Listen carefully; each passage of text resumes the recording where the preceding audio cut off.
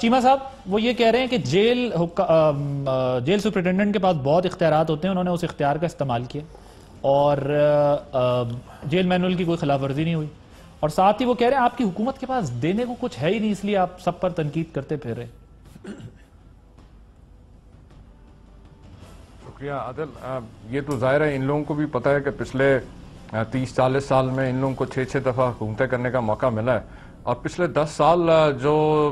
زرداریوں اور شریفوں کی جو پارٹنرشپ گزری ہے، جو آپ کے سامنے جس طرح سے مکمکا نورا کشتی کے ذریعے دونوں ہاتھوں سے لوٹا گیا، اور منی لانڈرنگ اور جعلی اکاؤنٹ، یہ سارا یہ منہ بولتا ثبوت ہے کہ وہ 6,000 ارب سے 30,000 ارب تک کا جو قرضہ ہے وہ کہاں گیا، کس طرح سے کھایا گیا. کوئی ایک بھی ادارہ ایسا نہیں ہے کہ جو منافع میں چل رہا ہو، بلکہ جب یہ گئے تو ایون یہ بجلی کے ساتھ ساتھ جو ہے گیس کا بھی سرکل ریٹ جو ہے وہ چھوڑ کے گئے. اب ظاہر ہے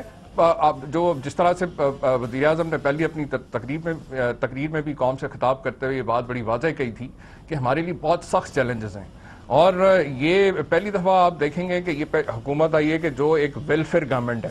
جس میں حکمران جو ہیں وہ اپنی جیبیں بھرنے لندن اور جدہ کے فلیٹس بنانے کے لیے، فیکٹریاں بنانے کے لیے، لوٹ مار کرنے کے لیے حکومت میں نہیں آئے. اب آبویسلی جو 70 سال کی تباہی ہے اس کو ٹھیک کرتے کرتے ٹائم تو لگے گا. اور یہ ٹیکس کلیکشن کی بات کر رہے تھے، تو ٹیکس کلیکشن صرف حکمرانوں کے ساتھ ساتھ جو اداروں کی جو تباہی انہوں نے کی ہے وہ بھی آپ کے سامنے ہے کہ وہ ٹیکس کلیکشن جس ادارے کے تھرو ہوتی ہے اس کی جس طرح سے انہوں نے تباہی کی ہے، اس کی جس طرح کیپیسٹی بلڈنگ کی ضرورت ہے، اس میں ریفارم کی ضرورت ہے، اس کے حوالے سے حکومت اقدامات کر رہی ہے. اور انشاءاللہ تعالیٰ آپ دیکھیں گے، اور کوئی اتنا میجر کوئی اس میں ڈکلائن یا کوئی ایسا جس طرح کی گفتگو پہلے میں سن رہا تھا کوئی ایسا نہیں ہے. اگر کمپیریزن کیا جائے جو ہمارے آج بھی جو حماد اظہر نے بھی بیان دیا اس حوالے سے بھی کوئی میجر کوئی اتنا کوئی فرق نہیں ہے جس حوالے سے یہ بات کر رہے تھے. اور جو کھوڑو صاحب نے بات کی این ایف سی کی، سر پیٹرول پرائسز 11 روپے بڑھانے جا رہے ہیں، یہ تجویز آ گئی کے اوپر بہت کس کے اوپر پیٹرول بڑھانے جا رہے ہیں آپ 1 اپریل سے. لیکن وہ تو ظاہر ہے وہ جو انہوں نے میکنزم پہلے سے طے کیا کہ وہ ہر 15 دن کے بعد جو ہے وہ ریکمنڈیشن آتی ہے گورنمنٹ کے پاس. کوئی ضروری نہیں ہوتا کہ گورنمنٹ جو ہے اس کے اوپر عمل درآمد بھی کرے، لیکن ظاہر ہے جس طرح ڈالر ریٹس میں یا باقی جس طرح جو میکنزم ہے اس کے مطابق ریکمنڈیشن ضرور آتی ہے، لیکن گورنمنٹ کوشش کرے گی کہ میکسیمم کہ کم سے کم جو ہے جو بوجھ جو ہے وہ عوام کے اوپر ڈالا جائے. اور اس وقت حکومت کی یہی کوشش ہے کہ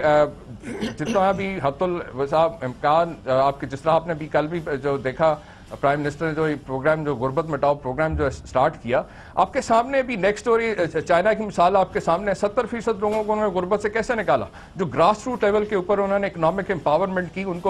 کو بنیادی سہولتیں مہیا کی. اور یہی گورنمنٹ ہماری جو ہے اس کا فوکس بھی یہی ہے کہ جہاں پہ ہم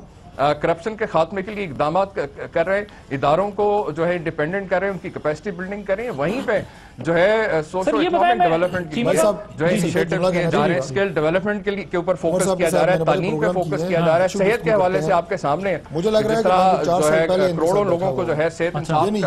جو ہے سہولت مہیا کی گئی ہے، 7 لاکھ 20 ہزار تک جو ہے خاندان اپنا جو ہے طبی علاج میں مفت کروا سکتا ہے. تو یہ وہ چیزیں ہیں کہ جس سے اقدامات کوشش کیا جا رہا ہے لوگوں کو فائدہ پہنچانے کے لیے کیا جا رہا ہے. آپ کی یہ تانے کوسنے تو چلتے رہیں گے. میں نے آپ کو بتا دیا ابھی کہ 4 سال بعد بھی یہی گفتگو فرما رہے ہوں گے، لیکن میں نے صرف ایک جملہ کہا تھا